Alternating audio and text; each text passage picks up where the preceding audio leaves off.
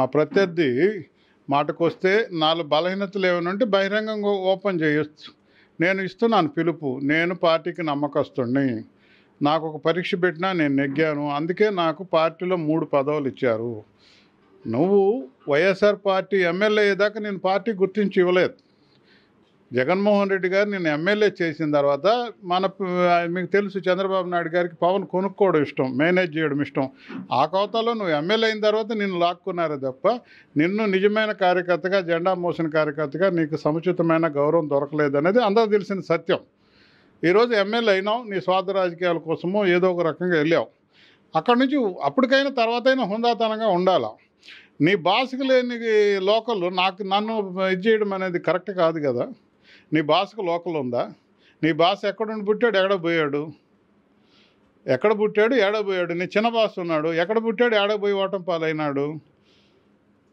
అదే రకంగా ఇంకొక విషయం కూడా, నువ్వు ఈరోజు గూడూరు తూర్పు ఇండియా కంపెనీ లాగా గూడూరు రాజకీయానికి మరి వేరే పెద్దల్ని వాళ్ళకి ఇది పెట్టినట్టు పెడుతున్నావు కదా. లోకల్ వాళ్ళ రాజకీయాల్లో ఉంటున్నావా? నిన్ను ఆశీర్వదించిన నలపరెడ్లు కదా. కానీ నువ్వు ఎవరు పంచం చేరావు?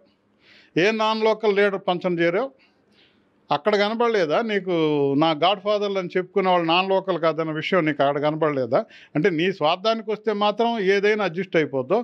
ఈరోజు నీ సర్వీస్ చేసే మా గిలక్పాడు సెక్యూరిటీ డ్రెస్ చేసి నకిలీ సెక్యూరిటీ లాగా నటిస్తూ చేస్తున్నటువంటి వ్యక్తి ఎక్కడి నుంచి వచ్చాడు? నాన్ లోకల్ క్యాండిడేట్ కదా. ఎక్కడికి లోకల్? గుడ్ డివిజన్ అంతా ఒక వాతావరణం రాజకీయం నడుపుతూ ఉంటాం. మేము డివిజన్ వాళ్ళమే కదా. ఇంకెక్కడి నుంచో ఏమైనా వచ్చారా? సరే, గూడూరు నువ్వు ఇంకొక రకంగా గూడూరు ప్రజలు ఇప్పుడు వరకు మరి నాన్ లోకల్ పుట్టిన వాళ్ళందరినీ గుణం చూసే కదా మరి పట్రప్రకాష్ రావుని గౌరవించారు, గుణం చూసే కదా మరి దుర్గాప్రసాద్ గారిని గౌరవించారు. వీళ్ళందరూ బయట నుంచి వచ్చిన వాళ్ళే కదా. మరి ఎందుకు ఆ రోజు మీకు ఇద్దరికీ అవకాశం ఇచ్చారు లోకల్ వాళ్ళకి? ఆయన మస్తాన్ రావు గారు అనుకుంటాను, మస్తానయ్య గారు ఒకరు నీకు ఇచ్చి ఇద్దరు పార్టీకి ద్రోహం చేసిన వాళ్ళే. మిమ్మల్ని గూడూరు వాళ్ళు ఇస్తారు. నాన్ లోకల్ అయినా గౌరవంగా వాళ్ళ మనసు తగ్గట్టుగా ఉంటారు. నేనైతే మన గూడూరు మన మేరికి మురళీధర్ అన్నట్టుగానే ప్రవర్తిస్తున్నా. నేను భవిష్యత్తులో ఎమ్మెల్యే అయినా ఇక్కడే ఇల్లు కట్టుకు రాజకీయం ఇది నాకు రాజకీయంగా మళ్ళీ నాకు ఇక్కడ అందరితో అటాచ్మెంట్ అయిందని నేను మాట ఇచ్చాను. నేను ఇక్కడే ఇల్లు కట్టుకుంటాను. నీలాగా పసలేని మాటలు చెప్పేసి నువ్వు ఆ బంగ్లా రాజభవన్ కట్టుకున్నావు నెల్లూరులో. అట్లాంటి మాటలు నేను పసలేని మాటలు చెప్పలేను. నాటికిగా అట్ట ఇట్టాను వెనక చేరితే మనల్ని విమర్శించుకుంటున్నారు. రేపు ఈరోజు ఫోన్ చేసి ముందు చెప్తావు, వెనక ఏం చెప్తావు, తిరిగి చెప్తావని భయపడుతున్నారు. నీ దగ్గరికి పనికి వచ్చిన వాళ్ళంతా వచ్చి మాకు చెప్పుకుంటున్నారు. నేను అట్టటి వాతావరణం అయితే ఇవ్వను. ఉన్న వరకు కష్టమైనా నష్టమైనా కన్విన్స్ చేస్తాను, ఇది జరగదని చెప్తాను. మరి పసుండే మాట్లాడతాను కానీ పసలేని మాట్లాడను. రేపు 2020 ఇప్పుడు నేను మాట్లాడుతున్నా, నేను నాన్ లోకలే. ఎక్కడ పేరు తెచ్చుకుంటే గూడూరులో మంచి పేరు తెచ్చుకుంటే ఇక్కడ దాకా రాగలిగాను నేను. రేపు ఇక్కడ మంచి పేరు తెచ్చుకుంటే రేపు ఇంకో దగ్గరికైనా పోగలుగుతాను. ఒక ఎమ్మెల్యే స్థాయికి వచ్చిన తర్వాత నాన్ లోకల్ అనేటివి పసలేని మాటలు. రేపు 2029లో గూడూరు ఇక్కడ రిజర్వ్ మారుస్తున్నారు, రొటేషన్లో గూడూరు మారుస్తున్నారు. అంతతో అయిపోద్ది. నీ చరిత్ర అంతతో నువ్వు క్లోజ్ చేసుకోగలుగుతావా? నువ్వు ఇంకో దగ్గర ప్రయత్నం చేయాల్సిందే కదా. వెంకటగిరి కావచ్చు, లేదా నెల్లూరు జిల్లాలో ఎక్కడైనా రావచ్చు. నీ ప్రయత్నం అయితే నువ్వు చేసుకోవాల్సిందే కదా. మంచిని ఎక్కడైనా ఆస్వాదిస్తారు. నీ రూలు మరి ఆ రూలే పెట్టుకొని ఉంటే మరి నీ అపోజిషన్ పార్టీ ఈరోజు అపోజిషన్ అనుకుంటున్నాం. మా వాళ్ళు ఎంతమంది ముఖ్యమంత్రులు అయినారు? ఇక్కడ నుంచి ముఖ్యమంత్రి అయినాడు కదా. ముఖ్యమంత్రి వ్యక్తులకు కూడా నాన్ లోకల్ ఫీలింగ్ ఉంటుందా? మంత్రులు అయిన వాళ్ళకి నాన్ లోకల్ ఫీలింగ్ ఉంటుందా? జిల్లా అధ్యక్షుడు చేశారు నన్ను. అప్పుడు నాకు మన రాపూర్ వరకే చేశారా, జిల్లా మొత్తం చేశారా?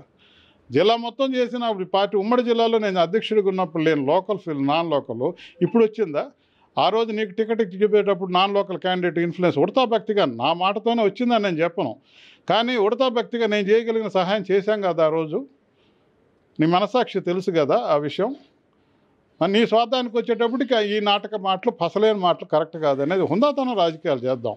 నువ్వు ఆదరించిన తల్లి లాంటి పార్టీ వైఎస్ఆర్ పార్టీని శపిస్తుంటే ఎవరు క్షమిస్తారు నిన్ను? నువ్వు ఎమ్మెల్యే అయింది ఏ పార్టీలో?